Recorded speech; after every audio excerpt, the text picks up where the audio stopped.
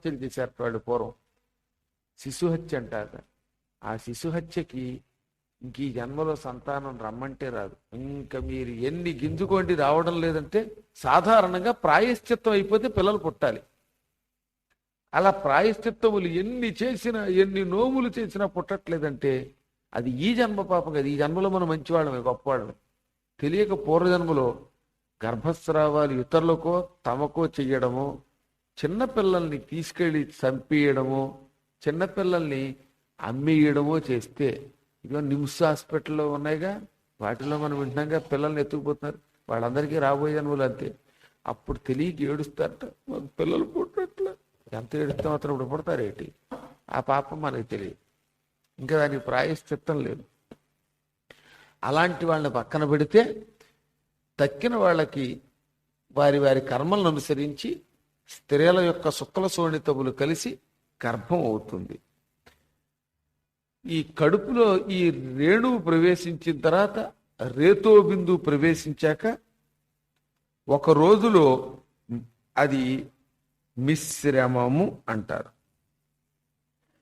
5 రోజులకి అది ఒక నురుగుగా మారుతుంది. పాల మీద నొరగో సముద్రంలో నొరగ ఎలా ఉంటుందో 5 రోజులు. మొదట ప్రవేశించినప్పుడు మొదటి రోజు కలలము అంటారు, 2 రోజులకి మిశ్రమం అంటారు, 5 రోజులైతే నొరగ, ఇంకా 10 రోజులకి అది రేగుపండంత కఠినం కలిగిన ఒక గుడ్డ అవుతుంది. ఆ తర్వాత క్రమక్రమంగా అండాకారంలోకి మారుతుంది. 1 మాసం గడిచిన తర్వాత అప్పుడు తలకాయ తయారవుతుంది. 2వ మాసంలో చేతులు తయారవుతాయి. 3వ మాసంలో గోళ్ళు, తల వెంట్రుకలు లైట్గా వస్తాయి. ఎముకలు, చర్మం, మేఢ్రం ఇవన్నీ కూడా అప్పుడే స్త్రీయో పురుషుడో 3వ మాసంలోనే స్టార్ట్. అంచేతే పిల్లాడు కడుపులోకి వచ్చాక 3వ నెల రాకుండానే మగపిల్లాడు కావాలని జపం చేస్తే మగపిల్లాడు, లేడీ పిల్ల కావాలంటే లేడీ పిల్ల వస్తారు, ఆడపిల్ల కావాలనుకుంటే అదనమాట. ఆ సమయంలోనే మనం పూజలు చెయ్యవచ్చు. చతుర్భిర్ ధాతవ సప్త పంచభిక్షు త్రుడుద్భవక షడ్భీ జరాయుణావితక కుక్షౌ భ్రామ్యతి దక్షిణే. ఇంకా 4వ మాసంలో ఈ శరీరంలో 7 ధాతువులు కూడా పుడతాయి. 7 ధాతువులు ఉంటాయి కదా, ఈ మధ్య, మాంసం మొదలైనవి. 5వ మాసంలో పిల్లలకు ఆకలి దాహం పుడతాయట. ఆకలి ఉంటుంది, దాహం ఉంటుంది. 5th మంత్ అన్నమాట. ఇక ఈ కడుపులో 5వ మాసంలో వీడికి ఆకలి దాహం వేస్తే ఆహారం ఏమిటి? తల్లి తీసుకుంటుంది కదా, ఆ తల్లి తీసుకునే ఆహారం సన్నని రసమై బొడ్డు గుండా ఈ నెత్తి మీద ఉన్న బ్రహ్మరంధ్రం గుండా పెడతాయి, లోపలికి పెడతాయి అన్నమాట. వెళ్ళిపోయి ఆ పిల్లాన్ని పెంచుతుంటాయి, ఆడో మగో. అందుకే తల్లి ఆహారం జాగ్రత్తగా తీసుకోవాలి. రోడ్డు పక్కన కనిపించే మిరపకాయ బజ్జీలు, ఉల్లిపాయ పకోడీలు, మిక్చర్లు ఎక్కడ పడితే అక్కడ ఆగి తినేయకూడదు. మరి తినేస్తే కడుపులో పిల్లాడికి అవన్నీ వెళ్ళిపోయి వాడు పుట్టగానే కఠిన చర్మంతో శరీరంతో పుట్టుకొచ్చేస్తాడు. వాడు భీకరం అయిపోతాడు, పుట్టాక క్రూరుడైపోతాడు. అంచేత కొంచెం జాగ్రత్తగా ఉండాలి. తల్లి ఆహారం సాత్వికంగా తీసుకుంటే పిల్లలు కూడా మంచి పిల్లలై పుడతారు. మనం ఇవాళ పిల్లలు రౌడీలై పుట్టినా, క్రూరులై పుట్టినా, దైవభక్తి లేనివాడుగా పుట్టినా దానికి గల కారణం తల్లులు సగం. అంటే తల్లులు కూడా టీవీ సీరియల్స్ చూసేటప్పుడు కొంచెం జాగ్రత్తగా ఉండాలి. ఆహార విషయంలో కూడా జాగ్రత్తగా ఉండాలి. మాతుర్జగ్ధాన్న పానాద్యైః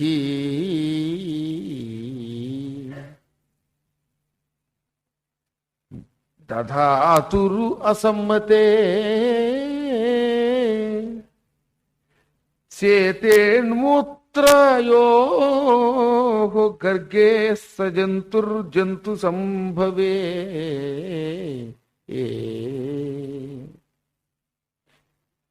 ఒక వ్యక్తి ఒక గర్భంలో ప్రవేశించాక వాడు ఎవడైనా అవ్వచ్చు, వాడు ఆడవచ్చు, మగవచ్చు, మొత్తం మీద తల్లి గర్భంలో ప్రవేశిస్తాడు కదా. అలా తల్లి గర్భంలో ప్రవేశించాక తల్లి తినే పదార్థాలే వీడికి ఆకలి తీరుస్తూ ఉంటాయని చెప్పాం. అప్పుడు తల్లి కొంచెం తొందరగా మలమూత్రాలు తయారయ్యే పదార్థాలు, ఇలాంటి పదార్థాలు తింటే ఈ మలమూత్రాలు కడుపులో ఉన్నవాడిని ఏడిపిస్తాయి. ముఖ్యంగా కటుహు అంటే కారము, ఆమ్లం అంటే పులుపు, లవణం ఉప్పు, అత్యుష్ణం బాగా వేడి, అతి శీతలం ఇలాంటివి ఎక్కువ తీసుకోకూడదు. గుర్తుపెట్టుకోవాలి, తల్లి కడుపులో ఉన్నప్పుడు ఎక్కువ పులుపు, ఎక్కువ కారం ఇలాంటివి తినకూడదు. అసలు సాధ్యమైనంత వరకు గర్భవతి అయిన స్త్రీ మాంసాహారం తినకూడదు. గర్భవతి అయిన స్త్రీ మాంసాహారం తింటే ఆ పుట్టే పిల్లలందరూ కూడా బిన్ లాడెన్సే పుడతారు. బొంబాయి నుంచి వచ్చిన టెర్రరిస్టులంతా వాళ్లే. ఆ సమయంలో స్త్రీలు హింసాత్మకమైన సీరియల్స్ చూడకూడదు, కొంచెం జాగ్రత్తగా ఉండాలి. అవి గర్భం మీద పడతాయి గనక. ఓ డిస్కుని కొట్టేసుకునేటటువంటి భయంకరమైన సీరియల్స్ ఉన్నాయి కదా, అవి చూసేస్తే ఈ లోపల పిల్లాడి మీద ఎఫెక్ట్ పడిపోయేవాడు. పుట్టగానే హా హూ ఢీమ్ అంటాడనమాట. అంచేత కొంచెం ఆడవాళ్ళు జాగ్రత్తగా ఉండవలసింది ఏంటంటే, కడుపుతో ఉన్నవాళ్ళు కాస్త ప్రహ్లాద చరిత్ర అంటే అవి చేస్తే పర్వాలా. లేదా దొంగ పీరుగులు, ఆ మధ్యలో స్వప్నిక మీద, ప్రణీత అనే వాళ్ళ మీద యాసిడ్ పోసిన వాళ్ళంతా ఎవరనుకుంటున్నారు? ఈ యాసిడ్ పోసిన దృశ్యాలు వాళ్ళమ్మ సీరియల్గా ఉన్నప్పుడు చూసినట్టు, కడుపులో ఉండగా సీరియల్ చూసిందనమాట. ఆ దొంగ పీరుగు మీద ఇది పడింది, వాడు తర్వాత పోసేస్తాడు. అందుకని మంచి పిల్లలు పుట్టాలనుకుంటే మంచి పనులే చేయాలి. ఆ కాసేపు పుట్టిన తర్వాత వాడికి కాస్త మంచి ఉద్యోగం రావాలనుకుంటే సరస్వతి కవచాదులు తల్లి కడుపులో ఉన్నప్పుడు చదవాలి. ప్రహ్లాదుడు కడుపులో ఉన్నప్పుడే వాళ్ళమ్మ నా భాగవతం వింది కాబట్టి ప్రహ్లాదుడు పుట్టాడు. లేకపోతే హిరణ్యకశిపులు పుడతారు, కొంచెం డేంజర్.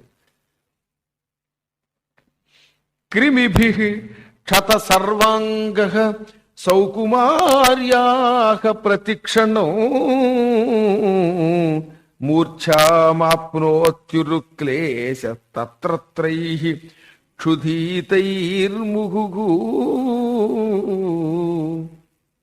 తల్లి గర్భంలో కొన్ని పురుగులుంటాయి, అవి ఆకలితో ఉంటాయి. ఈ కడుపులో పిండం రూపంలో ఉన్నవాడి మీద పడి ఆ ఆకలితో ఉన్న పురుగులు టిక్కు టిక్కు టిక్కుని కుట్టేస్తూ ఉంటాయి. అందుకని చాలా జాగ్రత్తగా ఉండాలి. ఇది కూడా తల్లి గర్భంలో ఈ రకరకాల క్రిమికీటకాదులు దాడి చేస్తూ ఉంటాయి కనుక ఈ విషయంలో జాగ్రత్తగా ఉండాలట.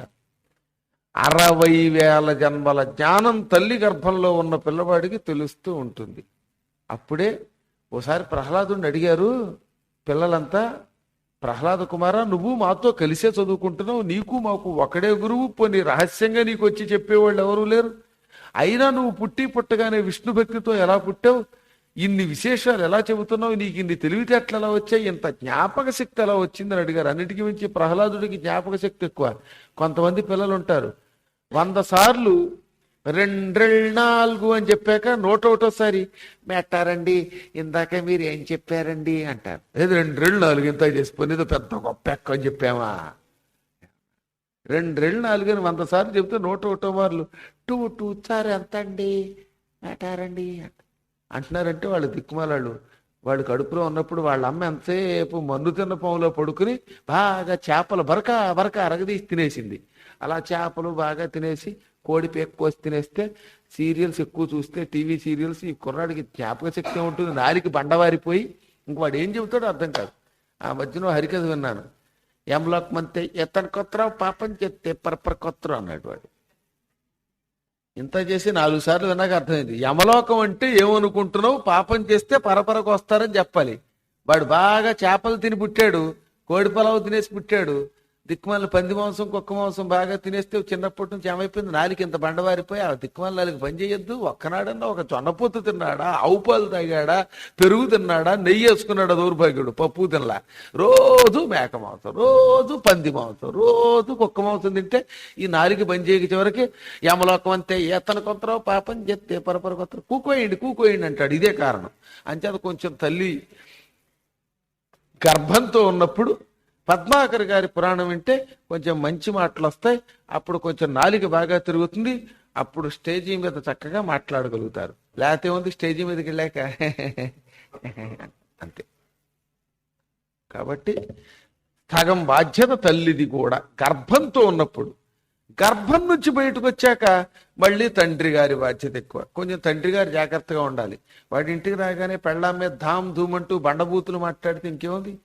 ఏమి సినిమాలు చక్క పూర్వం సినిమాలు చూస్తే ఆ ఎస్సీ రంగారావు కానీ ఎన్టీఆర్ కానీ వీళ్ళు ఎంత కష్టపడి స్వచ్ఛంగా శుభ్రమైన డైలాగులు చెప్పారు. వాళ్ళు మాత్రం వాళ్ళు పుట్టుకతో బ్రాహ్మలై పుట్టారేటి కాదు. అద్భుతం. ఎస్సీ రంగారావు ఎవరో తెలుసునే మీకు? అసలు ఇప్పటికి కూడా అటువంటి డైలాగ్ డెలివరీ మళ్ళీ లేదు. శ్రీనాథుడని కవి వేశాడు, అయితేనే కాపులు ఆయన. ఇవాళకి కూడా ఎస్సీ రంగారావు శ్రీనాథుడి వేషం వేస్తే శ్రీనాథుడు అనిపిస్తా అంతలా కనపడుతున్నాడు. ఎందుకని? ఆ డైలాగ్ డెలివరీ అటువంటిది. చిన్నప్పటి నుంచి ఆ కుటుంబంలో సంస్కారం అటువంటిది. ఎన్టీఆర్ తోళ్ళ వాళ్ళ డైలాగులు ఎంత బాగుండేవి తక్కను. అవన్నీ ఎందుకు వస్తాయి అంటే సంస్కారాదుపయాయతే, ఇంట్లో సంస్కారం వల్ల వస్తాయి. ఇంట్లో తండ్రి రాగానే సిగరెట్ కాలుస్తుంటే పిల్లలు సిగరెట్ నేర్చుకుంటారు. తండ్రి ఏమో నానా చెత్త చెదారం బండబూతులు తిడుతుంటే పిల్లలు బండబూతులు తిడతారు. ఈ మధ్యన మా ఇంటి పక్కన ఒక ఆవిడ వచ్చింది, తోడ ఇలా చరిచి కొట్టి లేనిపోయింది, ఇక పైకి ఎగ్గట్టేసింది. లంగా అంటారు దాన్ని. రామచంద్ర ప్రభు ఎందుకైనా మంచిదని కొంచెం మరీ పైకి ఎగ్గడుతూ ఉంటే మొగుడు వచ్చి కొంచెం దెంపవే బాబు దెంపవే అంటుంటే వినిపించుకోదు. ఎక్కట్టేసి ఏటారు బండబూతులు తిడుతూ ఉంటే హడిలిపోయాం. అంటే అంత బండబూతులు సంస్కారం వల్ల వస్తాయి. కొంచెం జాగ్రత్తగా ఉండాలన్నమాట. సిగపట్టు గోత్రాలు, కుళాయి దగ్గర కొట్టుకోవడాలు అన్నీ కూడా మనం నేర్పుతున్నవి. పిల్లలకి ఎడ్యుకేషన్ వాతావరణం మనం కలిగిస్తే వాళ్ళు బాగుపడతారు. సరిగ్గా లేకపోతే అలాగే ఉంటాయి. ఇక్కడ చిన్న కథ చెబుతాను, మంచి కథ. పూర్వం ఓ ముసలావిడ ఉండేది. ఆవిడ చిలకని పెంచేది. పంజరంలో చిలకని పెట్టి ఆ చిలకి జాంపండు పెట్టి రేగు పండు పెట్టి పెంచేది బాగా.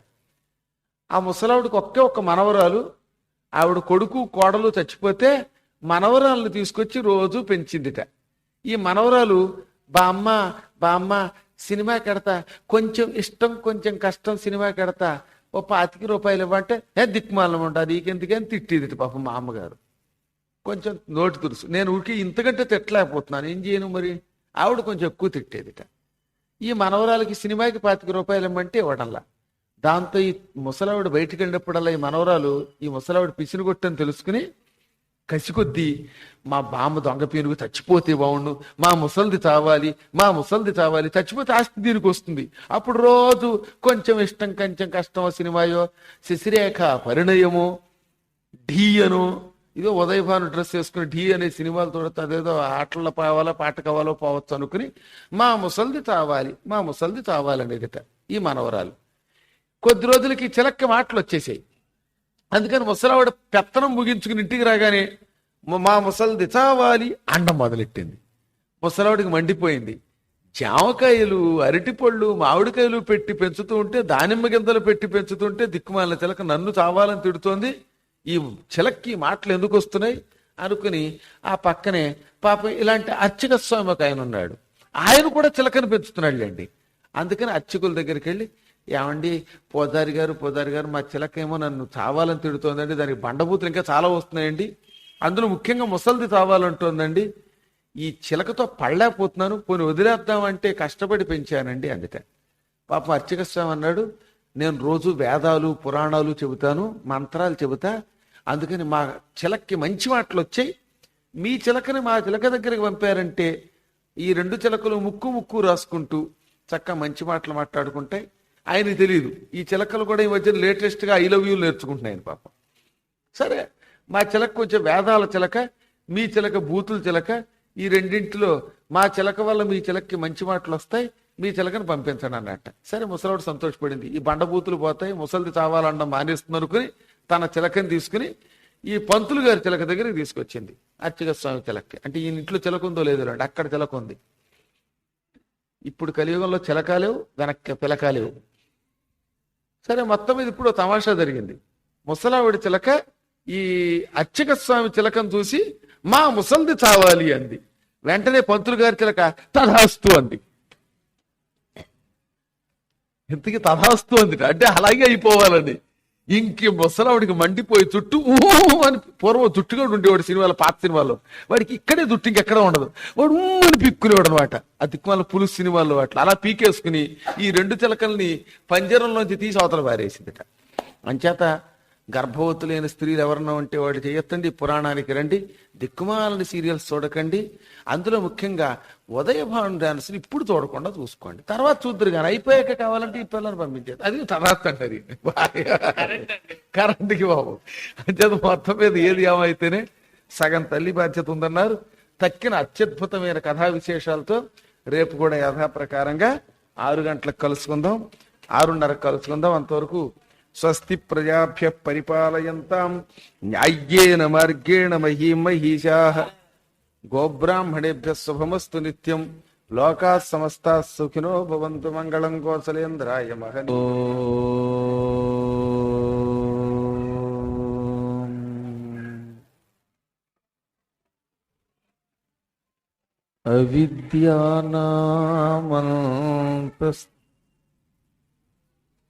మానవ జీవితానికి పరమార్థం ఏమిటో, జన్మ ఎత్తిన తర్వాత మానవుడు ఎలా ప్రవర్తించాలో, లేకపోతే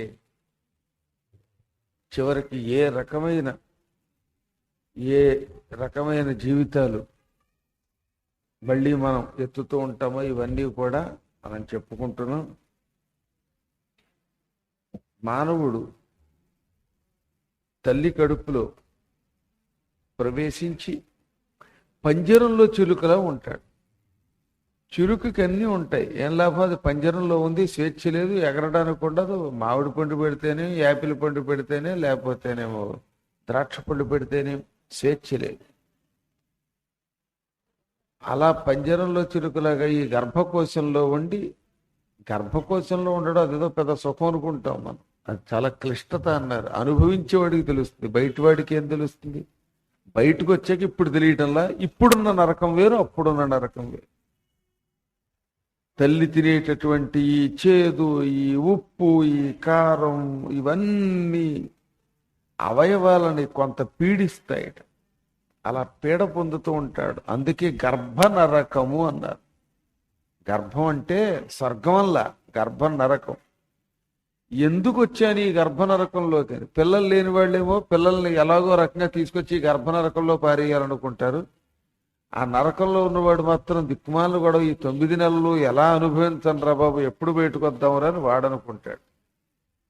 సరే, మొత్తం మీద ఇది సృష్టి క్రమం కనుక, ఆయా జీవుల కర్మ ఫలితం కనుక ఇది ఎవడైనా అనుభవించక తప్పచ్చవరికి.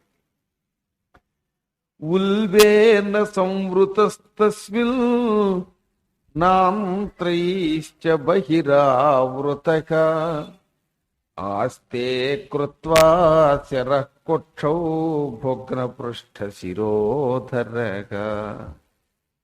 తల్లి కడుపులో మావి అని ఒక కోశం ఉంటుంది, రక్త మాంసాలతో తయారైన కోశం. ఈ మావితో చుట్టుకోబడి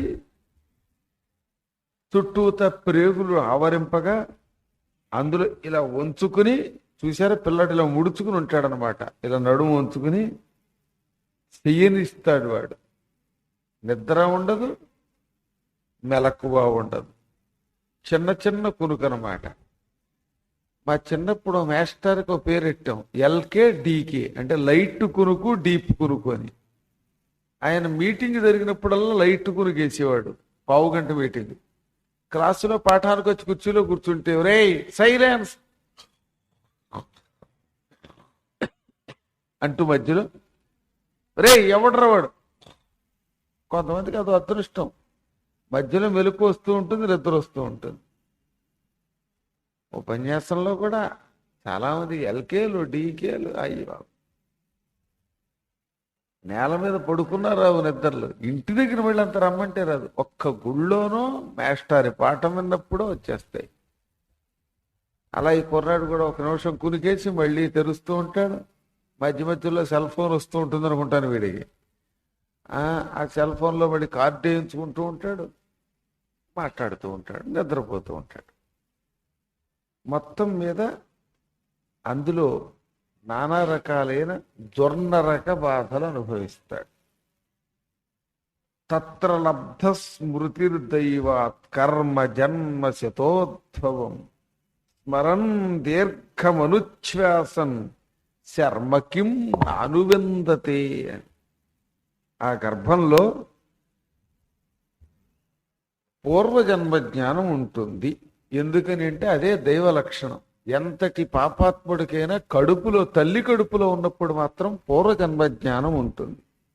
నేను ఫలానా పూర్వజన్మలో పిచ్చారావుని, లేక బుచ్చారావుని, అచ్చారావుని, ఇలా కచ్చారావుని, ఈ పేర్లు గుర్తుంటాయి. గాడిదని, కుక్కని, పిల్లిని, ఇవన్నీ గుర్తుకు తెచ్చుకుంటాడు. ఆ పూర్వజన్మ జ్ఞానం వల్ల ఎందుకు చేశానప్పుడు, పిల్లిగా ఉన్నప్పుడు ఎలకని తిన్నాను, మనిషిగా ఉన్నప్పుడు కోడిని కోసి తినేశాను, పకోడీ తినేశాను అని గుర్తుకొస్తాయి. ఇప్పుడు గుర్తొచ్చినా ఏం చేసేది లేదుగా. అప్పుడప్పుడు గుర్తొస్తుంది. ఏమని? శివాలయంలో పద్మాకర్ గారు పురాణం జరుగుతుంటే పురాణం వినకుండా దిక్కుమాలండి నా ఇష్టం వచ్చినట్టు డబ్బుల సంపాదన మీద పడిపోయాను, ఆ పాపం ఇప్పుడు అనుభవిస్తున్నాను.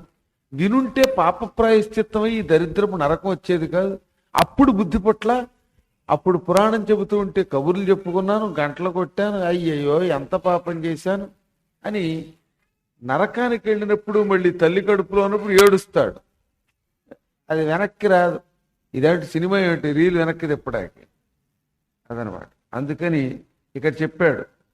పోనీ నేను చెప్పింది అబద్ధం అనుకుంటే మీరు వచ్చి చూసుకోవచ్చు. 6వ అధ్యాయంలో 13వ శ్లోకంలో స్మరన్ దీర్ఘం అనుచ్ఛ్వాసన్ శర్మ కిం నాను వెందతి. దీర్ఘం అనుచ్ఛ్వాసన్ అంటే పెద్ద నిట్టూర్పు అనమాట. అయ్యో అని గాలి విడిచిపెట్టి ఏడ్చి అయ్యో అయ్యో అని కుమిలిపోతాడట. ఎందుకు వినలేదని. సుఖం లేక బాధపడతాడు. ఎంత బాధపడినా అప్పుడు ఉండదు. ఇది ఇలా కబుర్లు చెప్పుకునే వాళ్ళందరికీ ఆ కర్మయోగం తప్పదు. ఇప్పుడు అక్కడ ఆ దేవుడి దగ్గర కూర్చుని ఆ దిక్కుమాల జుట్టు అటు విరబోసుకుని ఓ సోచి చెప్తూ ఉంటే వీళ్ళందరూ ఏంటనుకుంటున్నారు, వీళ్ళందరికీ ఆ నరకం దానికోసమే చెప్పారు వాళ్ళకి. అప్పుడు ఎంత పరితపించినా సుఖం ఉండదు అన్నాడు. నాథమాన ఋషిర్భీత సప్తవధ్రి కృతాంజలి స్తువీతతం విక్లవయా వాచాయేనోదరేర్పితగా.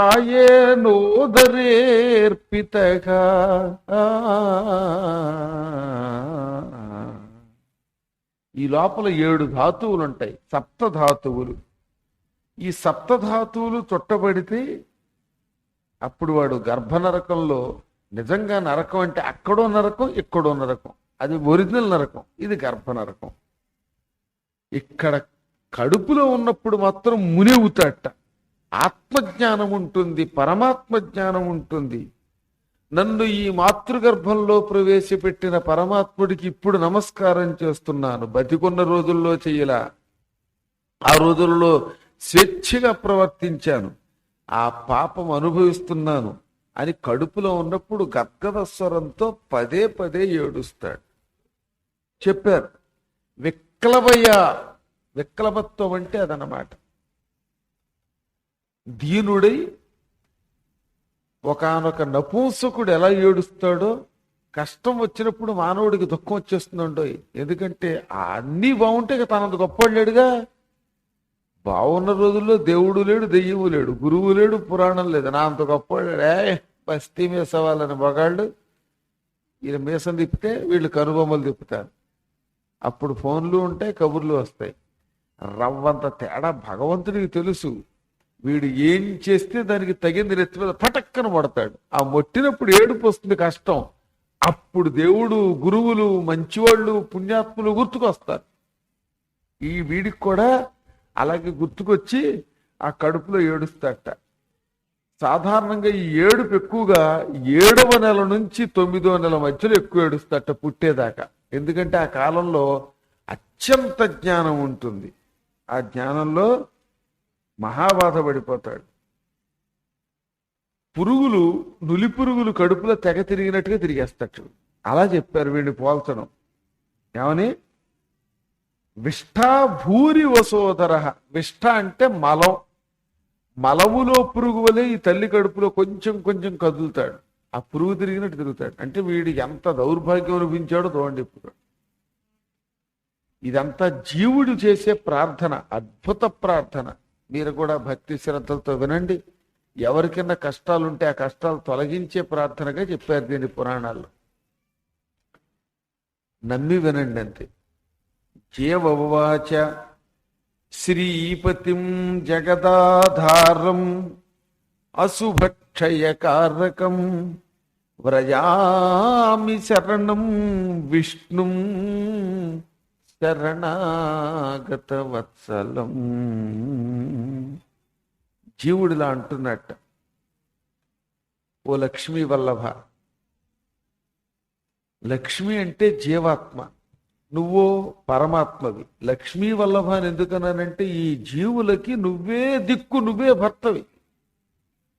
సమస్త లోకాలకి ఆధారం నువ్వు. అసలు గురు శబ్దంలో రెండో అర్థం అదే. గురువు అంటే ఆధారం, అతడే దిక్కు. అతన్ని పాదములు పట్టుకోవడం వల్ల లాభం ఎందుకని అన్నారంటే ఆధారం ఆయన, మనం ఆధేయులు, మిగిలిన వాళ్ళు. గురుపాదాలు ఆధారంగా పట్టుకుంటే అప్పుడు ఈ శరీరం సముద్రంలో నావ మునిగిపోకుండా హాయిగా ఒడ్డుకు చేరినట్టుగా సంసారం అనే సముద్రం నుంచి బయటపడుతుంది. ప్రభు, ఇప్పుడు మాతృమూర్తి గర్భమే నాకు గురువు. ఈ గురువుని అనుసరించి సకల లోకేశ్వరుడవు, జీవులకు మూల పురుషుడవైన పరమాత్మని నేను ఆరాధిస్తున్నాను. నాలో ఉన్న దోషాలు తొలగించు. జగత్తుకు ఆధారం ఈ ఒక్క జీవుడికి ఆధారం కాలేవా? అయ్యయ్యో, ఏ ఏ జన్మలు ఎత్తానో, ఎన్ని జన్మలు ఎత్తానో అన్నీ నాకు ఇప్పుడు గుర్తుండవు. ఆ అశుభములన్నీ తొలగించు. నువ్వు అశుభక్షయకారకుడివి. నిన్ను గనక శరణం వ్రజామి, శరణు కోరుతున్నాను అని అంటే చాలు, ఆ క్షణమే మానవుడు పతనావస్థ నుంచి బయటపడతాడు. నువ్వు ఎటువంటి వాడివి? శరణాగత వత్సలుడివి. ఒక్కసారి ప్రభువు దిక్కు దిక్కన్నంత మాత్రం చేతనే దిక్కైపోతావు, పాతవన్నీ మర్చిపోతావు. కలలో కూడా నిన్నెరగని మహాకష్టాత్ముడైన దుర్బలుడికి ఆపద వచ్చినప్పుడు నువ్వే దిక్కన్నంత మాత్రం చేతనే పాత పాపాలు మరిచిపోయి, ఇంతకు పూర్వం నన్ను పట్టించుకోలేదు ఈ దుర్మార్గుడు, వీణెందుకు రక్షించాలనుకోకుండా ఆ దోషాలు వదిలిపెట్టి మరీ కాపాడతావు. నిన్ను నువ్వే సమర్పించుకుంటావు. నిన్ను నిశ్చలమైన భక్తితో కొలిచే భాగ్యం ప్రసాదించు. నీ మాయతో మోహితమై ఉంటుంది ఈ లోకం. నీ మాయ జిక్కి పురుష స్త్రీ మూర్తిక జనము నిన్ను సేవింపదు. విత్తామయ గృహగతమై సుఖతామసమై కామవంచితం బయి ఈశా ఆగా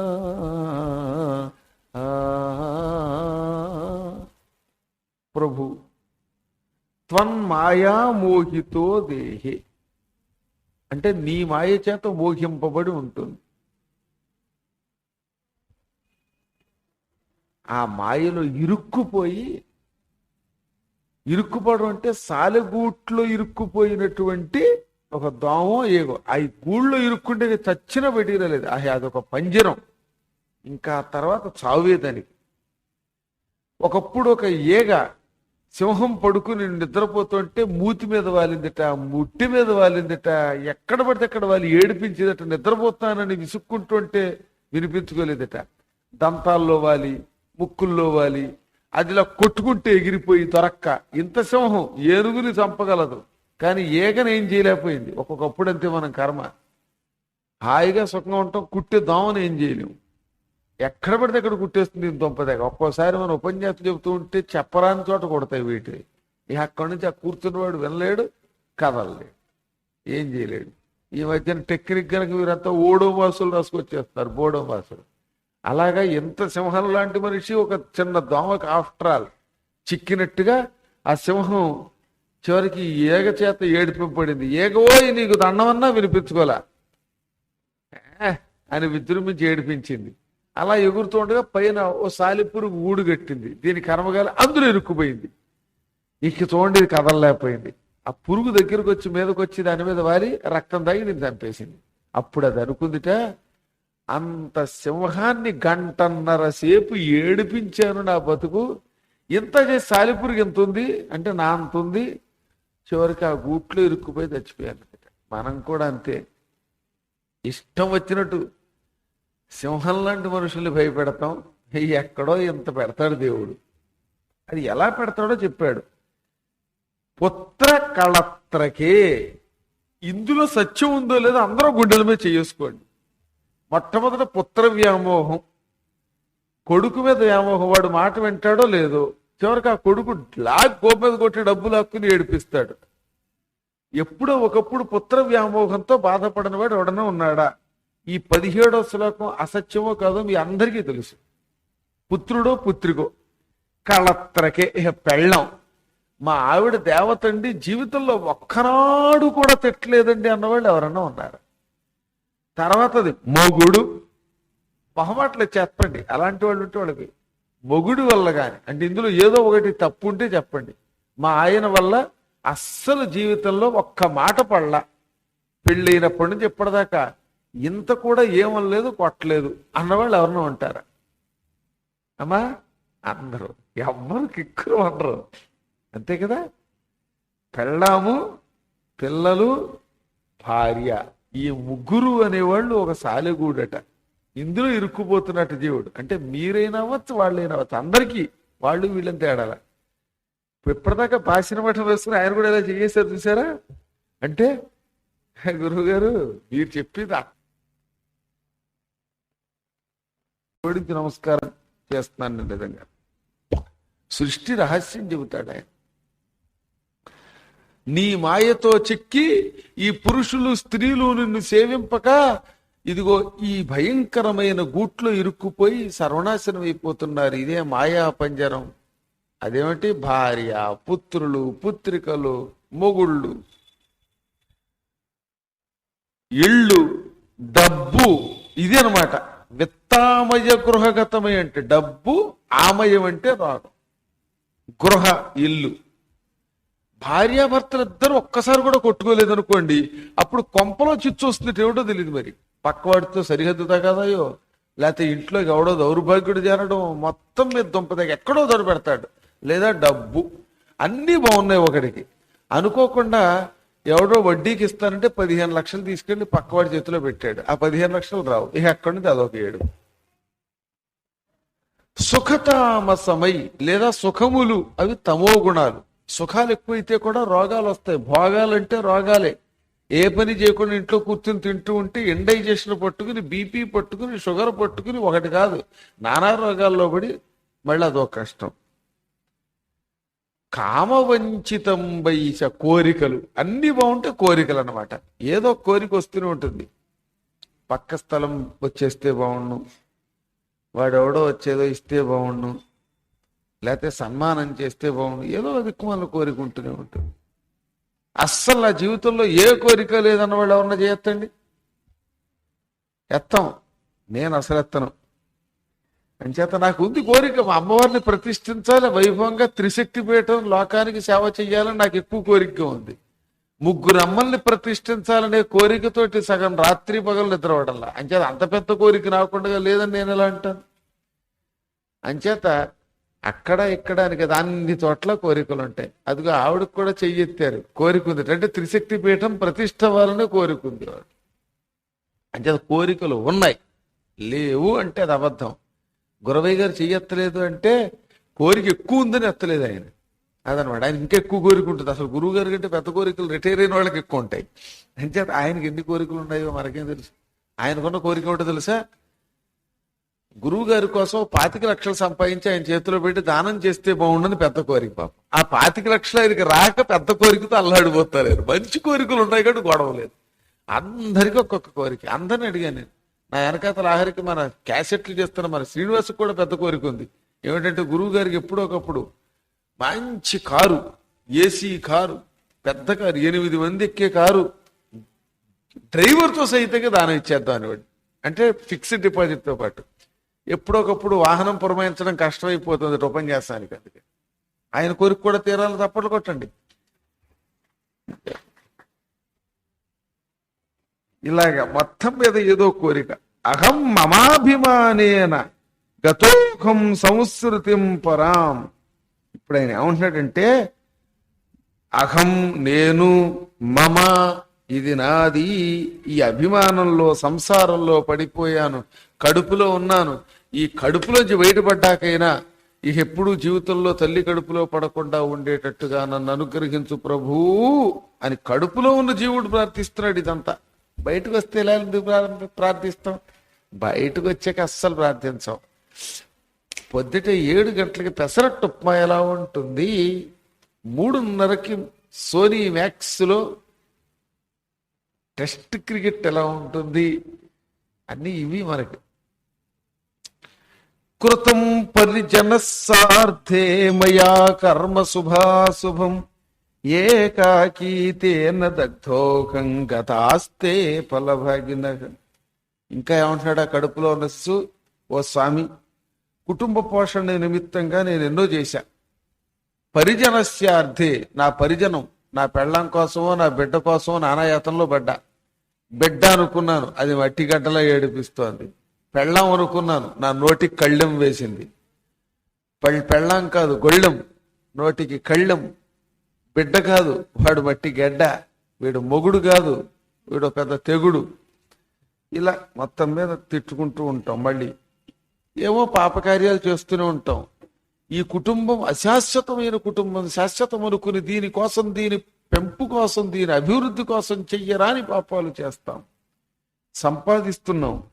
ఈ కర్మలు ఇప్పుడు నేను అనుభవిస్తున్నాను. నా కూడా ఉన్నవాళ్ళు ఏమయ్యారో నాకు తెలియదు. ఇప్పుడు ఇది వరకు నేను చేసిన పాపములన్నీ ఇప్పుడు అనుభవిస్తున్నాను. ఈ భార్యాపుత్రాదులు ఇంత పూర్వజన్మల్లో నా సంపాదన అనుభవించారు.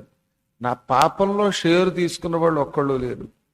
ఇప్పుడు ఈ గర్భంలోంచి ఎప్పుడు బయటకు వస్తానో, బయటకు వచ్చాక ఎలా ఉంటానో, కాళ్ళుంటాయో ఉండవో, చేతులుంటాయో ఉండవో, ముక్కుంటుందో ఉండదో, ఇల్లుంటుందో ఉండదో, జేబుకి చిల్లుంటుందో ఏమో, ఇలా వెంగబెట్టుకుంటున్నట్టు కడుపులో. ఇంత సుస్పష్టంగా పుట్టాక కూడా మనం ఏమనుకుంటామో చెప్పారు. ఇందులో ఉన్నవన్నీ సత్యాలు. ఓ స్వామి, ఈసారికి గర్భంలోంచి నన్ను బయటపారేయి నారాయణ. అప్పుడు బయటపడ్డాక పద్మాకర్ గారు ఉపన్యాసానికి వెళ్ళిపోతాను పాత శివాలయానికి, ఆయన బతికుంటే. ఆ తర్వాత నీ పాద పద్మాలు ధ్యానిస్తాను. తత్స్మరిష్యే పదం తవ. తవ పదం అంటే నీ పాదములను, లేక నీ లోకాన్ని. పదము అంటే కాలని ఒక అర్థం, విష్ణు పదము అంటే వైకుంఠం. నీ స్థానాన్నే తలుచుకుంటాను, రోజు నిన్ను ధ్యానం చేస్తాను. నేను ముక్తిని పొందడానికి ఉపాయం ఆలోచిస్తాను. నేను సంసారంలో బాధపడను. నిజంగా ఇలాంటి వాళ్ళు ఒక కొద్ది మంది ఉన్నారు ఈ పురాణం వినేవాళ్ళు. ఎప్పుడు గురువుగారు తగులుతారా, కనపడగానే అదృశ్యంగా అందరూ చూస్తుండగా కూడా ఏ పక్క వెళ్ళి కాళ్ళ మీద పడతారే, వీళ్ళు కారణ జన్ములట. వాళ్ళకి మోగ భక్తి, ప్రాకృతిక భక్తి, జ్ఞాత భక్తి అని ఉంటాయి. అజ్ఞాత భక్తి, ప్రాకృతిక భక్తి, జ్ఞాత భక్తి. ప్రాకృతిక భక్తి అంటే మూర్ఖత్వంతో కూడిన భక్తి. ఈ మూర్ఖత్వంతో కూడిన భక్తి ఏంటంటే, నీకు ఎక్కడ తగిలినా సరే, రోడ్డు మీద తగిలినా సరే, ఏండో మెట్టారో గురువుగారు అని పెద్ద పెట్టారు చేస్తారు వాళ్ళు. వెళ్ళమన్నా సరే, మేము వెళ్ళాడుతామండి మెట్టారో గురువుగారు, వెళ్ళాం మీరంటే భక్తి. వీళ్ళు భక్త కన్నప్ప లాంటి వాడు. ఇంకా అజ్ఞాత భక్తి అంటే పాపం వాళ్ళకి మనస్సులో ఎంతో ప్రేమ ఉంటుంది గురువు అంటే. అందరి ఎదురుగుండా వేదికల మీద చెప్పలేరు, చేయలేరు. ప్రేగుళ్ళలోనో ప్రదక్షిణ చేస్తున్నప్పుడు, ఎప్పుడైనా కనపడినప్పుడు ఆ కాళ్ళ మీద పడిపోయి ఆనందంతో అనుభవిస్తారు. వాళ్ళు చెప్పుకోలేరు ఎక్కువ పదే పదే. గురువు అంటే ఎంతో భక్తి, చూస్తే ఆనందం, టీవీలో చూసిన ఆనందమే. అలాంటి మోగ భక్తి ఉన్న వాళ్ళని అజ్ఞాత భక్తులు అంటారు. అసలు ఇది చాలా ఉత్తమోత్తమైన భక్తిట. ఇంకా జ్ఞాత భక్తి అని ఉంటుంది. అంటే గురువులో ఉన్న ఆత్మజ్ఞానం గ్రహించి వాళ్ళు అసలు దగ్గరికి రాకపోయినా సరే, ఆహా ఆ మహానుభావుడు, ఆయన దైవం, ఆ లోపల ఉన్న జ్ఞానం కనపడుతుంది వాళ్ళకి. వీళ్ళు పరమ పుణ్యాత్ములు. ఇలా 3 రకాల భక్తులు, ఈ 3 భక్తులు తరిస్తారట, గుర్తుపెట్టుకోండి. ఇంకా 4వ కేటగిరీ ఉంటారు, ఆత్మానాత్మ వివేచన శూన్య భక్తి. అంటే కారణం వల్ల, ఏదో కారణం వల్ల చేరతారు. ఆయన ఏదో చెబుతూ ఉంటాడులే అని మొత్తం మీద అవకాశం దొరికినప్పుడు గురువు గారిని కూడా బయట పారేద్దామని చూస్తారు. దొరకకపోతే మాత్రం భక్తి నటిస్తారు. భక్తి ఉంటుంది, ఉండదు, 2 రకాలు అనమాట. వీడు నిజంగా గొప్పవాడా కాదా అని అనుమానం.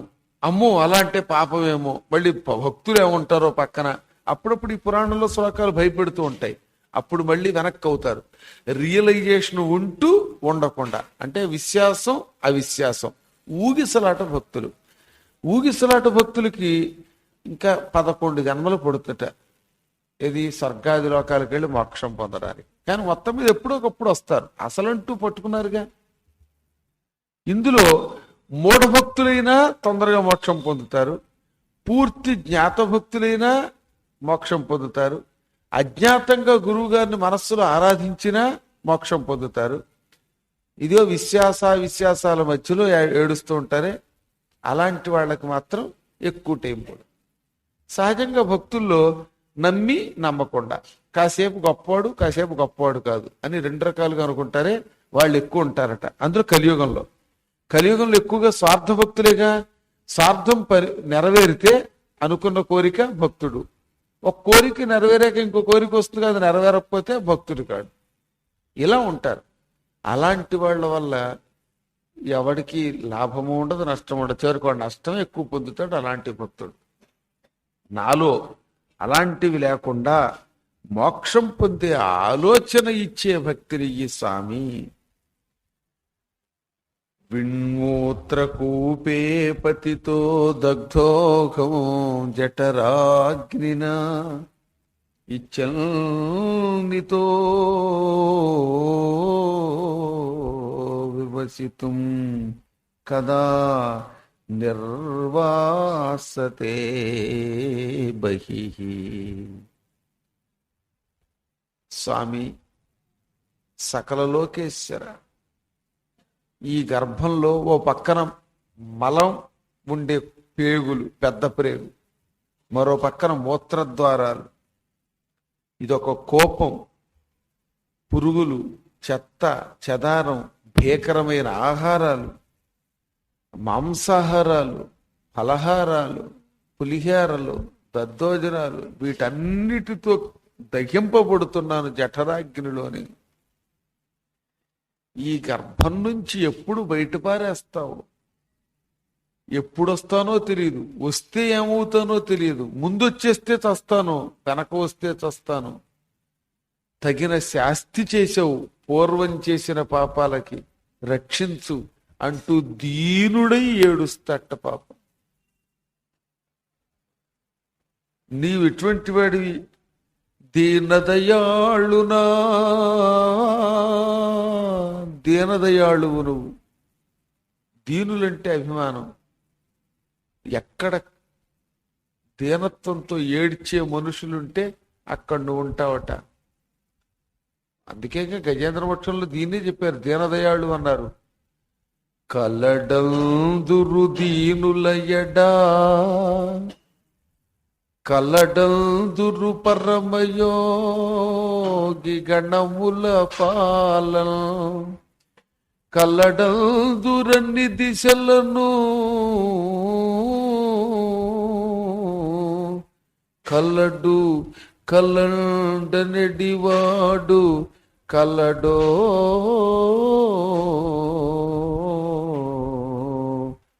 లేడో.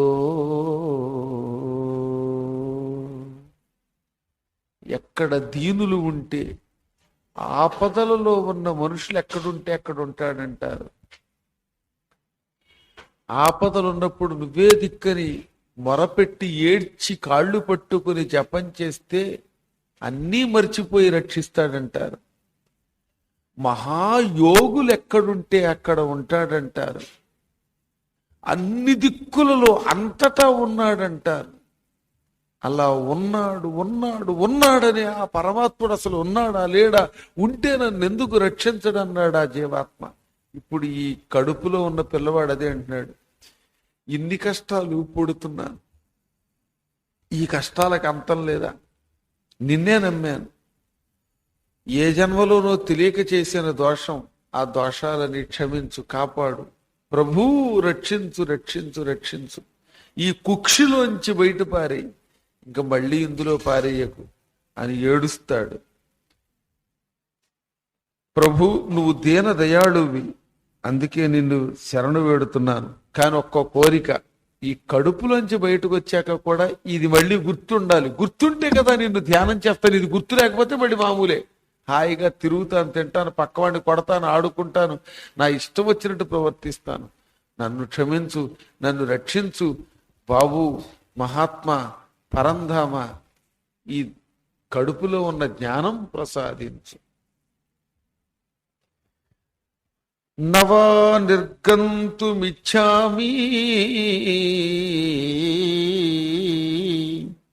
బహిర్గచ్చాత్ కదాచన యత్ర యాతస్య మే పాప కర్మణా దుర్గతిర్భవేత్.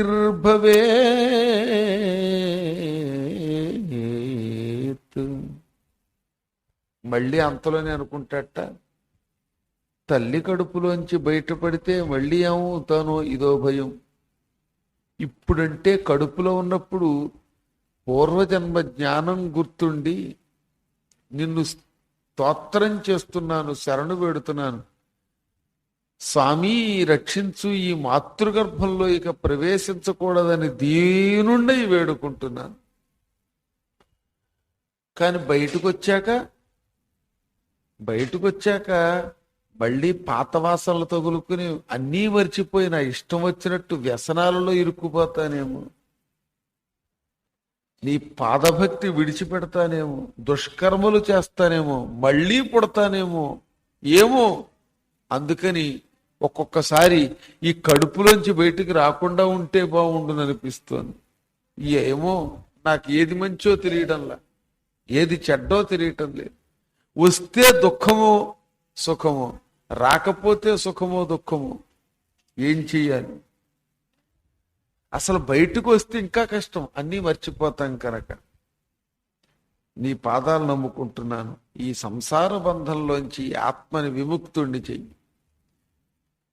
అసలు ఎందుకు నాకు ఈ ద్వేషాలు రాగాలు? ఒక్కొక్కసారి క్షణికోద్రేకంలో మన పిల్లల మీద, భార్య మీద, లేక భర్త మీద కోపం తెచ్చుకుంటాం. అంతలోనే చల్లారాక ఎందుకు అలా తెచ్చుకున్నామని ఏడుస్తాం. కానీ ఎంత ఏడ్చినా జరిగిపోయింది, తిరిగి రాదు.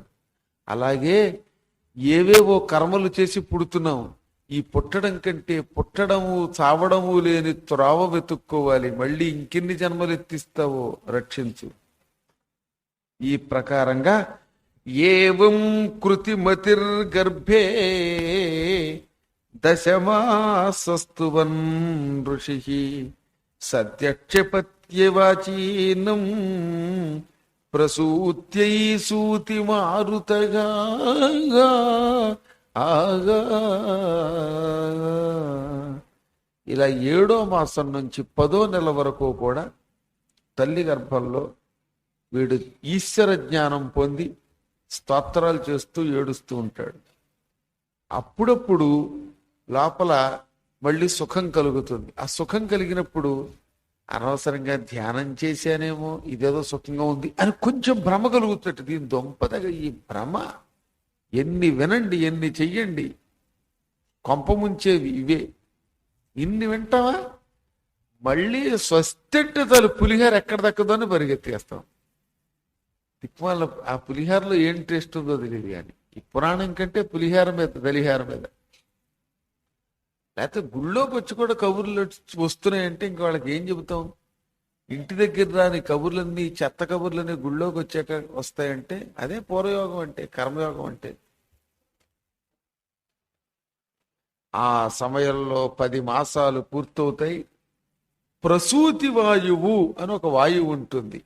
అంటే మానవుడికి జీవితమునిచ్చే వాయువు. కడుపులో ఉన్నవాడిని కిందకి బారేసే వాయువు అని అర్థం. బిడ్డని బయటికి రప్పించే వాయువు. ఈ ప్రసూతి వాయువు బాగా ఆవరించి తలకిందులుగా చేస్తుంది. తలకాయ ముందుకు రావాలి, లేకపోతే ఎదురుగాళ్లతో పుట్టాడని అర్థం. ఆ ఎదురుగాడు కొంచెం డేంజర్ గాడు. వాడు సాధారణంగా శీర్షోదయం అవ్వాలి ముందు. ఇవి మాకు తెలియవండి అనుకున్న వాళ్ళకి భగవంతుడు ఎప్పుడో ఒకప్పుడు ఇస్తాడు కోరుకుంటే. లేనిపోతే అవన్నీ మనకెందుకు, హాయిగా మాకు ఇవే మొద్దు పద్మాకర్ గారు పురాణాలు ఇద్దామని చప్పట్లు కొట్టి దండం పెట్టేయండి, ఎత్తుకొట్టండి. మళ్ళీ వెనక్కెళ్ళి ఇవన్నీ తెలుసుకోవడం ఎందుకు, హాయిగా ఉన్నది ఒకటే తెలుసుకుంటే సుఖం. ఈ ప్రసూతి వాయువు ఈ తల్లి కడుపులో ఉన్నవాడి మీదకి వచ్చి బలాత్కారంగా గిరగిరగిరగిర తిప్పుతున్నట్టు, కాసేపు సుడికొండలో తిప్పినట్టుగా, అది అధోముఖంగా అంటే తలకిందులుగా తిప్పేస్తుంది. అప్పుడు ఈ కడుపులో ఉన్న పిండం స్పృహ తప్పిపోతాట. పుట్టేటప్పుడు స్పృహ ఉండదండోయ్. స్పృహ ఉంటే బయటకు వచ్చేటప్పుడు నొప్పి, పట్కార్లు పెట్టి లాగేస్తారుగా, లేకపోతే డాక్టర్లు, లేకపోతే ఆవిడ లాగేస్తుంది దీని దుంపదే కదా, దాన్ని ఏమంటారు? ఆ పాతకాలంలో పురుడు పోసేవాళ్ళు ఏదో అంటారు, ఆ మంత్రసాని. ఆ మధ్యలో ఒకడు అన్నాళ్ళండి, దొరగారి భార్య పేరు దొరసాని కదా, మంత్రి గారి భార్య పేరు ఏంటంటే మంత్రసాని అన్నాడు. అలాగా మీరు వినండి, ఎప్పుడు కూడా దొరగారు ఆ భార్యని దొరసాని అంటారు, అప్పుడు మంత్రి గారి భార్యని మంత్రసాని అనాలి. ఎవడైనా సరే మినిస్టర్ అయ్యాడంటే ఆయన మంత్రి అంటాం, మంత్రి గారి భార్య మంత్రసాని, అంతేనా? అలా అలా పిలిస్తే బాగుంటుంది. అంతే. ఏమంటారు, నాకు కూడా మంత్రి అయిపోయినట్టు కలుస్తుంది ఈ మధ్యనే. దిక్కుమాల మంత్రి, ఎత్తుకి ఎవరికి మంత్రి అయ్యానని అడగరే, ఏకంగా అమ్మవారి దగ్గర మంత్రిని స్వరాజ్యధూమని.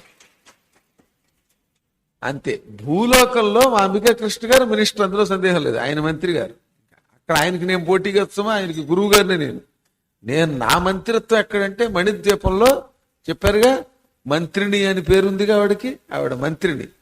ఇక్కడ భూలోకంలో ఆడవాళ్ళకి మంత్రి పదవి ఇస్తే వీళ్ళు మంత్రిని కాదు కంత్రిని నేనల్లా. భూలోకంలో ఎక్కువ మంది కంత్రిణులు ఉంటారట అని భవిష్య పురాణంలో చెప్పా. ఈ మధ్యన ఈ లేనిపోని గొడవలు నేను చెప్పాగా మీకు. మినిస్టర్ గారి పెళ్ళం ఫోన్ చేసింది, ఇదేం అబద్ధవాడని అనుకునేరు, నేను ఎప్పుడు అలా అసత్యాలండి. ఆవిడ ఏముందంటే, మా ఆయన ఎలా తెస్తాడో చెప్పండి అంది ఆవిడ. ఏమమ్మా అన్నాను. ఏముందండి, ఎమ్మెల్యే చస్తే ఎమ్మెల్యే పెళ్ళడానికి సీట్ ఇస్తారు, మా ఆయన మంత్రి చస్తే ఆ మినిస్టర్షిప్ నాకు వచ్చేస్తుంది సానుభూతోటని. అంచేత మంత్రి అయితే కూడా కొంతమందికి ఇదో ఇబ్బంది. అందరూ మనలాగా, మన ఏలూరు వాళ్ళలాగా మంచి వాళ్ళు ఉంటారటండి. అందరూ కృష్ణ గారు లాంటి గొప్ప వాళ్ళు ఉంటే ఈ దేశం ఎప్పుడో బాగుపడిపోను, శుభ్రంగా ఎక్కడ చూసినా అంబికాదేవి ఆలయాలు, పద్మాకర్ గారు ఉపన్యాసాలు, మీలాంటి భక్తులు ఉంటారు హాయిగా అదనమాట. సరే, మొత్తం మీద ఏది ఏమైతేనే వీడు బయటకు వచ్చేసాడు అధోముఖంగా. ఈ ప్రసూతి వాయువు వల్ల ఊపిరుండదు, తెలివి తప్పిపోతుంది, గర్భంలోంచి బయటపడతాడు. అలా బయటకు వచ్చాడు. ఎంత పూర్వం కడుపులో ఉన్నప్పుడు దేవుడు, ఆ విష్ణు ప్రార్థన అన్ని మర్చిపోతాడు. పూర్వజన్మ జ్ఞానము నశించిపోవును,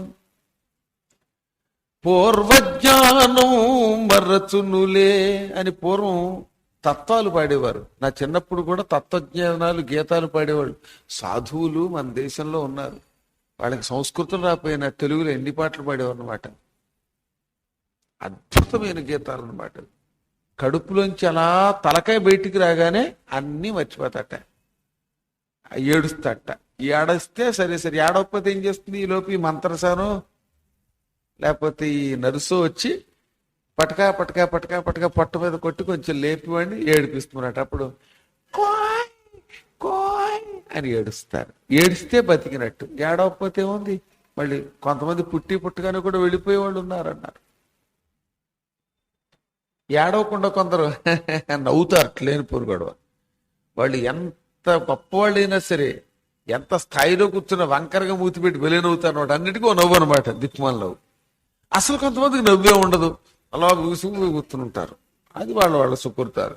కానీ పిల్లాడు మాత్రం పొట్ట మీద కొట్టగానే ఏడుస్తాట. నేను ఆ ఏడుపులు చూడలా. జ్ఞానే రోరూయతి గతే జ్ఞానే విపరీతాంగతింగత అంటే జ్ఞానం పోగా, ఇంత పూర్వం కడుపులో ఉన్న జ్ఞానం విపరీతం కాగా రోరూయతి బాగా ఏడుస్తాడు, కోయ్ కొయ్య అని ఏడుస్తాడు. గర్భంలో ఉన్నప్పుడు లోపల ఒక రకమైన వైరాగ్యం వచ్చిందే, ఆ వైరాగ్యం అన్నీ పోతాయి. తన ఇంటి కొత్త పెత్తనపుదారు, ఇప్పుడు ఇంటికి కొత్త పెత్తనందారు అవుతాడు అనమాట. ఓన్ హౌస్ అయితే ఓన్ హౌస్ కి పెత్తనందారు, రెంటెడ్ హౌస్ అయితే రెంటెడ్ హౌస్ కి పెత్తనందారు. మొత్తం మీద ఏదైతే రెంట కట్టడానికి వీడు కూడా పెంటకి సిద్ధం. ఇప్పుడు చెప్పారు ఈ శ్లోకంలో, ఎన్నో శ్లోకం అంటే 27వ శ్లోకంలో కొన్ని ఉన్నాయి. ఆ వైరాగ్యం టెంపరీ వైరాగ్యం అని. గర్భే వ్యాధౌ శ్మశానే చ పురాణే యమతిర్భవేత్ సా యది స్థిరతాం యాతి కో నముచ్యేత బంధనాత్.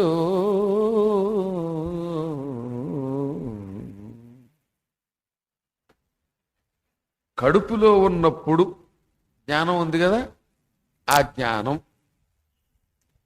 వ్యాధౌ రోగం వచ్చినప్పుడు, ఒక్కొక్కటి రోగం వచ్చినప్పుడు అది దిక్మాల శరీరం, రోగాలు తప్పే ఉన్నాయండి, ఇంక రేపటి నుంచి అసలు పులిహార వద్దు, దద్దోజనం వద్దు, ఇక దేవుడిని ధ్యానం చేసుకుంటాను అనుకుంటాడు. వ్యాధి తగ్గాక మళ్ళీ మామూలే. ఎప్పుడు పురాణం టైం వస్తుందా శ్రీనివాసు గారు పులిహార పెడతారా అని. ఎసిడిటీ వస్తుంది పులిహారం మానేయమన్నా సరే 4 రోజులు మందు వేసుకున్నాక వరాసిటి మళ్ళీ పులిహారే. కడుపులో ఉన్నప్పుడేమో మంచి జ్ఞానం, ఆ జ్ఞానం కూడా బయటకు వచ్చాక పోతుంది. వ్యాధి వచ్చినప్పుడు తిండి మీద విరక్తి అన్నమాట, చిచ్చి జాంకాయలు తినకూడదు రేపటి నుంచి అనుకుంటాడు. మళ్ళీ మామూలే తగ్గాక. శ్మశానానికి వెళ్ళినప్పుడు కూడా అంతే, ఆ ఎదురుగుండా శవం తగలబడిపోతున్నప్పుడు ఇంతే కదా, ఎంత లాల్చీ వేసినా బాల్చీ తన్నాక ఈ లాల్చీ కూడా రాదు. అంచేత అయ్యా ఈ లాల్చీలేవి ఈ బాల్చీ తిన్నాక రావు, అంత మాత్రం చేత రోజు ఇవన్నీ ఇప్పు తిరగమని కాదు, లేనిపోరు కూడా పురాణం ఇప్పు వినడానికి రేపు పొద్దున మీరే చెప్పారు కదా చచ్చాక వస్తాయిటండి మెట్టారా అని అన్ని ఇప్పుకుని ఎదురుగుండా కూర్చుని వింటే నేను పురాణం చెప్పలేక అలా ఎగాదిగా చూసి కాంతపోవాలి. అంచేత ఈ దర్శనాలు మాకు వద్దు, కానీ మొత్తం మీద వైరాగ్యంతో ఉండమని ఉద్దేశం అనమాట. అది అంతరార్థం. అది శ్మశాన వైరాగ్యం. శ్మశానంలో శవం కాలిపోయినప్పుడు వీడా ఇంతకాలం నా మొగుడు, ఈవిడా నా పెళ్ళాం, ఈయన నా తండ్రి, అయ్యయ్యో ఇలా మంటల్లో కాలిపోతున్నాడే, ఛీ శరీరం అంటే విరక్తి, ఇంక నేను జీవితంలో ఈ సంసార భ్రమ పొందననుకుంటాడు.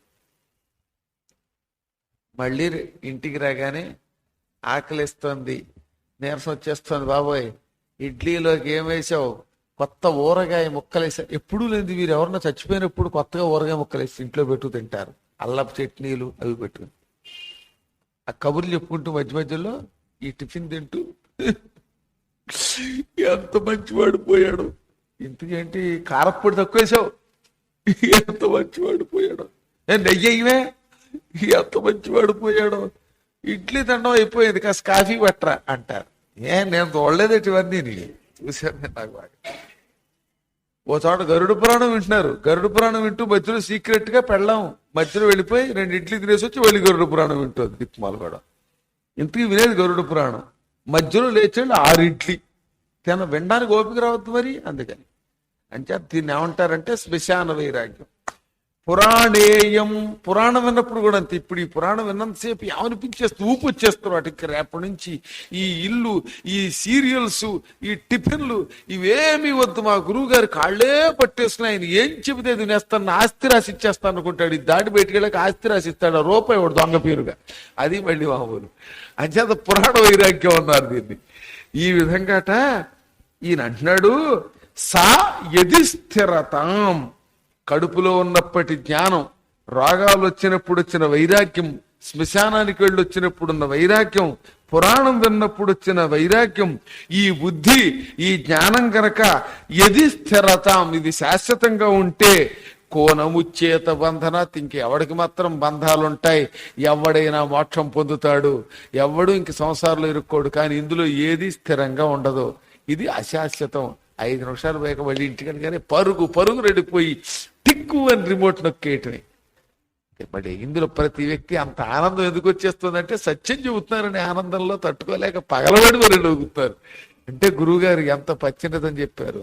అంటే ఇంటికి వెళ్ళామో బడి మామూలు హాయిగా పడక కుర్చీ వేసుకుని ఎదురుగుండా కూర్చుని వీలున్నప్పుడల్లా ఏదో ఒకటి చేసుకున్న లడ్డూయో లేకపోతే జంతికలో తింటూ మధ్య మధ్యలో సరదాగా ఆ మాత్రం సకలం పుచ్చుకుంటూ ఉంటూ అలవాట్లు ఉంటే ఉష్షు అనుకుని స్వర్గం తొంపదగా బెత్తడి దూరంలో ఉంటుంది అనమాట. ఇవన్నీ పుచ్చుకుంటూ అన్నీ మామూలే, ఇవన్నీ అశాశ్వతం అన్నమాట. కర్మని ఈ విధంగా మానవుడు అనుభవిస్తూ ఉంటాడు. ఇందులో ఏమీ శాశ్వతం కాదు, వైరాగ్యాలు ఇవి కూడా. ఎంత గురువు గారికి ఏదో మంచి కారు ఇవ్వాలనుకున్న శ్రీనివాస్ కూడా మళ్ళీ ఆఫీస్కి వెళ్ళగానే కారు విషయం మర్చిపోతున్నాడు, లేకపోతే ఎప్పుడో కారు వచ్చేసేది నాకు. యథా గర్భాద్ బహిర్యాతి కర్మభోగాదనంతరం. చూసారు, నేను మిగతా చోట్ల పురాణంలో ఇంత ఆత్మీయంగా చెప్పను, ఒక ఏలూరు వాళ్ళే నాకు అందరూ పిల్లల్లా అనిపిస్తారు ఏమిటో. అందుకే పేరున తలుచుకుని మరి ఆత్మీయ పురాణం ఇది. తక్కిన చోట వేరు. అక్కడికి వెళ్ళేసరికి వాళ్ళు అదొక విజృంభణ, అదొక టప టప టప ప్రవాహం. అక్కడ ఎవరి పేర్లు ఎత్తాం, అక్కడ అసలు మనిషిని రానివ్వం. ఒక్క ఈ ఏలూరు వాళ్ళు అనేసరికి వీళ్ళంతా నాకు దత్తపుత్రులు, నేను దత్తాత్రేయుడిని. అందుకని మిమ్మల్ని తలుచుకుని అందరినీ, ఆత్మీయుల్లో కొందరు పేర్లు గుర్తుంటే కొందరు ఎదురుగుండా కనపడతారు. అదొక తండ్రి కొడుకు ఎలా ఉంటుందో అలా ఉంటుందన్నమాట. సరే, ఇప్పుడు ఇక కర్మ అనుభవించిన తర్వాత గర్భంలోంచి బయటకు వచ్చాక ఆ మాయ వ్యాపిస్తుంది. అదేం మాయో చెప్పారు 28వ శ్లోకంలో. తదైవ వైష్ణవీ మాయా మోహయత్యేవ పూరుషం. అదే వైష్ణవ మాయ, ఆ భయంకర మాయ ఆవహిస్తుంది ఈ జీవిని, మోహంలోకి లాక్కుపోతుంది, బలంగా లాక్కుపోతుంది అనమాట. ఆ తర్వాత జ్ఞానశూన్యుడైపోతాడు, శిశువు అవుతాడు, పశువు అవుతాడు. దుఃఖం కలుగుతున్నా ఆ దుఃఖమే సుఖం అనుకుంటాడు, ఏడుస్తాడు. ఇంకా తన అభిప్రాయం తెలియదు. చిన్నప్పుడు పెద్ద కష్టం ఏమిటో తెలుసా, వీడు ఏడుస్తాడు. ఏడిస్తే అసలు వీడు ఎందుకు ఏడ్చాడో వాళ్ళ అమ్మకి అర్థం కాదు. మా అబ్బాయికి ఆకలి వేసిందేమో అని అప్పాడు పాలు పడుతుంది. చీమ కుడితే ఏడిస్తే ఆ చీమ కుట్టిందని చెప్పుకోలేడుగా. మరి ఇప్పుడంటే చెప్పుకుంటున్నాను కానీ నేను, దోమ కుట్టింది బాబోయ్ అంటే ఓడో బాస్ పట్టుకొచ్చి రాస్తాడు. లేదా కాళ్ళ దగ్గర కూర్చొని దోమ రాకుండా పటాపటా కొట్టేస్తున్నారు. కానీ అప్పుడు చిన్నప్పుడు తెలియదు. అందుకని దోమ కొట్టి కుయ్యో కుయ్యో అంటే వాడికి ఆకలి లేకపోయినా అజీర్తితో ఉన్న పాలో పాలు అని గొట్టం పెట్టి నోట్లో పోసేస్తారు పాపం. పోత పాలు, తల్లి పాలు, ఏదో పాలు. ఇంకా కొంతమంది వెర్రి తల్లులు, పిచ్చి తల్లులు ఉంటారు. నోటి నిండా ఎంగిలి, ఆ ఎంగిలితో ముద్దు పెడతారట పిల్లలకి. ఆ ఎంగిలి ముద్దు పెడితే అసలు ముద్దులు పెట్టకూడదు, దరిద్రం అది పిల్లలకి. ఎందుకో తెలుసా, ఇదంతా బ్యాక్టీరియా ఉంటుంది. ఆ బ్యాక్టీరియా పిల్లల బొగ్గలకి వెళ్ళి కందిపోతాయట. పిల్లలకి ఎంత చిరాకో తెలుసో ముద్దు పెడితే. అలా ముద్దు పెట్టిన తల్లిని గుద్దాలను వేస్తూ వాడిది, కానీ కొట్టలేడు వాడు, ఏడుస్తాడు. గుర్తుపెట్టుకోండి, పెచ్చ తల్లులు ఎవరినో అంటే పిల్లలు కనపడితే ముద్దు పెట్టారంటే ఈసారి నాకు కనపడితే డెప్ మీద ఒకటి కొడదాం అనిపిస్తుంది. కొట్టలేను, గురువు గారిని కదా మరి చెప్పాడు ఇందులో. ఎందుకని అంటే, అరే నాయనో, ఇక్కడ చెప్పాడు క్రిములు కీటకాలు వచ్చి పిల్లల్ని ఏడిపిస్తూ ఉంటాయట. అయినా బలాత్కారంగా వాళ్ళు పెట్టే ముద్దులు అనిపిస్తాడు. వాడు ఎందుకు ఏడుస్తున్నాడో తెలియదు. ఆ విధంగా పరచ్ఛందం న విదుష, ఇతరుల చేత ఆవరి